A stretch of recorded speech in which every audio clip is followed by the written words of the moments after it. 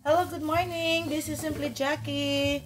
Mayang adlaw, mayang aga. For today's video, magluluto tayo ng ampalaya. Ampalaya with egg. So, nandito yung ating ampalaya. 3 piraso ng ampalaya yan. Meron tayong kamatis,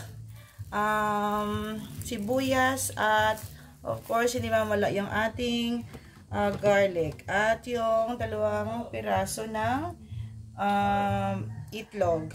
So, mag-isa na po tayo ng ating garlic.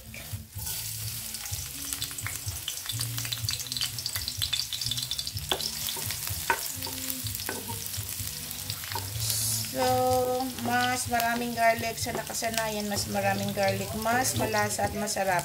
So, ako sis, pag nagluto po ako, malangga, dinagdagan ko at dinadamihan yung ating garlic para sa amoy pa lang ay malalasahan mo na yung ating linuto. Then dagdag natin ang ating sibuyas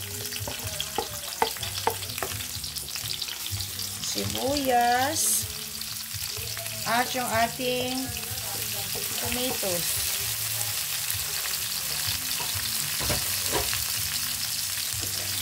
So madali lang natin lutuin ang ating ulam ngayong umaga. Mas madali lang ito dahil ampalaya yung ating niluto at medyo hindi naman gaano katagal magluto ng ampalaya. So, yung ating kamatis ay durug-durugin lang natin para maglabas yung kanyang lasa. Ayan. So, medyo durug-durug lang ng konti. Dahil yung kamatis natin hindi masyado hinog. Ayan.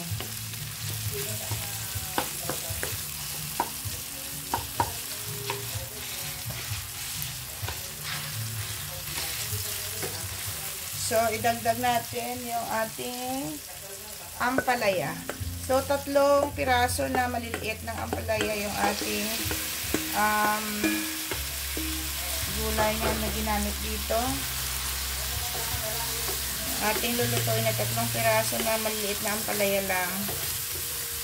So, a very simple na ulam and yet napaka-nutritious nito at masarap. So, itlog lang ilagay natin. Wala tayong ground pork ngayon, sis. Ground pork na dati nilalagay ko din sa ampalaya. Ngayon ay ano lang, itlog lang tayo.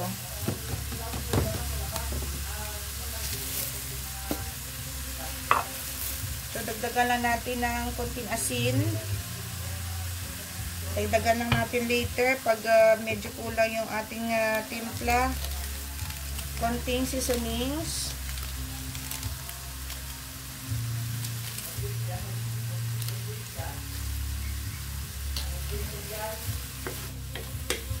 So, haluin na lang konti.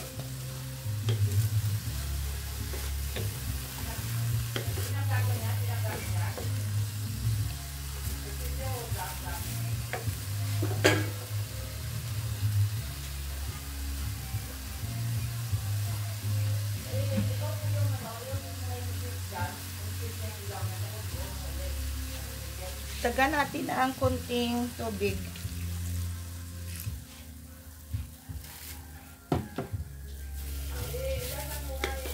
Then, haluin lang